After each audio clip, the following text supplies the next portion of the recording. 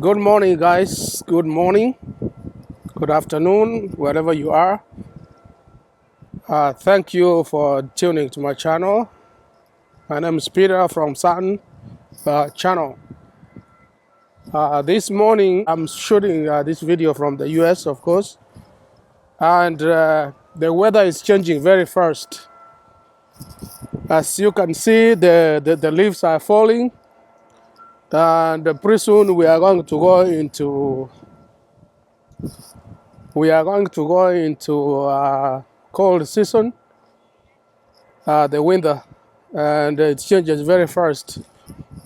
So this morning, as I'm doing my workouts, I just wanted to make this video to talk to you on a few things, specifically related to those people who are be moving to the United States very soon for reasons like winning green cards through the DV lottery program, which is going on. Those ones who won last year and you have gone successfully through the interview, so pretty soon you'll be coming to making your way to the US. But certain things I wanted to pinpoint and be honest to you guys, which most people don't tell you, but I have to be very open and honest to tell you what happens the first few weeks when you get to the United States. So stay tuned and let's watch to the end.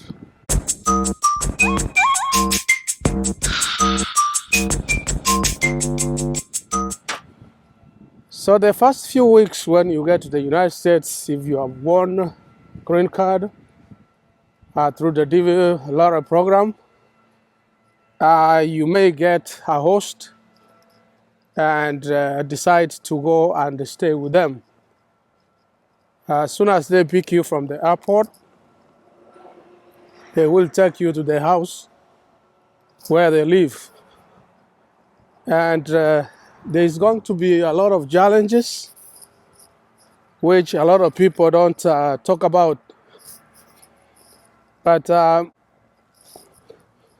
so I felt that it's good you know about these challenges so that you can know how to go about it. The first thing is how to get around. To be honest, most people are going to be very busy, and they might leave you in the house for a long time.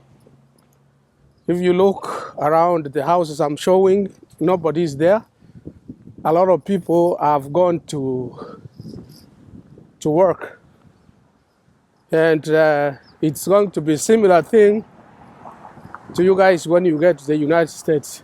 So the first few weeks before you get a job or something to keep you busy, the people you'll be staying with, they will either be working at night or they will be working during the day, meaning that certain times you will be alone in the house. You might get very bored. If your lifestyle was getting up in the morning, for example, if you come from Kenya and your lifestyle was like getting up in the morning and going somewhere to work, so it's totally going to be different, and it's going to be a culture shock. Another one thing is you are going to get completely no access to friends, because most people are going to be very busy, and you might be walking around only to be surprised. For example, you have my camera here, you don't see anybody around here except the vehicles. And so to make friends, I believe you have to meet with people, mingle, talk to them, and find what you have in common. But the United States is very different. You don't find people walking on the street because everybody is very busy. So that's going to be one of the problems you are going to encounter. And depending on the people you live with, sometimes it might be very different to to interact with them when it comes to job search. Some of the people might be very busy, and they might not have enough time to show you around, drive you around so that you can get places where you can find employment. And even if you find employment, before you do that, you have to go to interviews. And since people are having very busy schedule, they might not get enough time to drive you there and go sit and get employers so that you can get enough time to talk to them. And also there are some jobs which require some sort of training. So if it's some sort of training, it might be a little bit difficult for you guys to go and undergo the training, because some of the training they might need you to pay, and if the people you live with they are not willing to meet that cost, it's going to be very difficult for you. So the purpose of I'm doing this video is because before you plan your trip, you need to sit down and make a plan of what the things you are going to do, and the things you are going to do, how are you going to achieve the goals. Don't just assume that you are going to come immediately and the first week you are going to get employment in the first week. It doesn't work that way. Just to be very honest, it doesn't work. It takes time for things to build up, and it's a process. For example, if you come week one, you wanted to look for a job in the healthcare. For example, the home healthcare, assisted living. So you have to get some form of training and some certification. Since you don't have any experience, a lot of people are going to say, okay, they are going to say like, we don't know you. We have to take some time, or we have to train you before we give you a job. And here is the problem now. The training, you're gonna need to be going there. You're gonna need some form of transportation. If you don't, and of course you don't have a vehicle, it's going to be a little bit more difficult to go there. So what I'm trying to say is, you get prepared when you arrive into the United States for the first time. Take your time and know that things are going to be okay, but they might not be up to your expectations. And the first week when you come, talk to whoever is your host.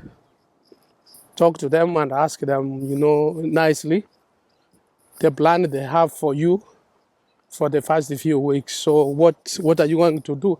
If you can, like weekends, ask them to take you around so you can get to know the town. And I suggest, if it's a place you can walk, if the weather permits, you can actually walk to places around so that you can familiarize yourself. Because there are a lot of businesses around, a lot of places you can inquire and find out. You can go out by yourself without necessarily needing transportation. If it is within a close proximity, you can walk and get the applications for jobs and try to be friendly with people. The ones you can get and get to know. And if you have access to a computer, I would say use it. Go around and see what type of jobs I found around. What can you do with that zip code? Narrow to your zip code, to the name of your city, even the address, and put like a radius around there. If it's healthcare jobs, what kind of healthcare jobs you can find around that area. So in that way, it's very windy. I hope you guys are getting me. In that way, you don't get frustrated the first few weeks and think about, did I make a mistake? Did I do? No, it's okay. It usually happens that way, but most people don't tell you until you come and experience by yourself. So those are some of the few things I wanted to pinpoint. I don't want to go into details, and I didn't want to scare you, but that's the reality of life.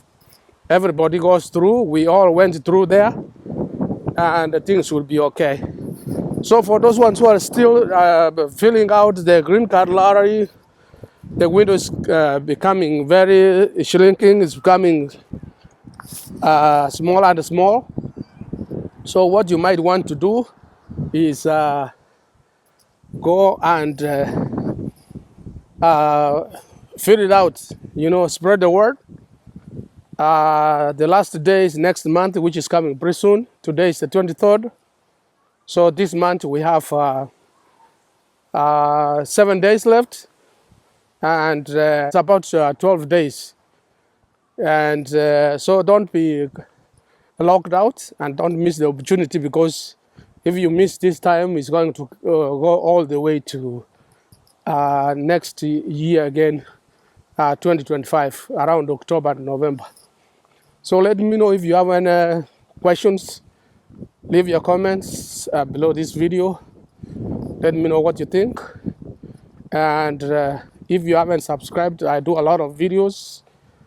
If you haven't subscribed, subscribe. Turn your notification on. Like the video. If you like the video, you support my work. And yeah, and then we can go from there. So thank you so much. I hope you learned something or two from this video, and I hope I will see you in the next video. Bye bye.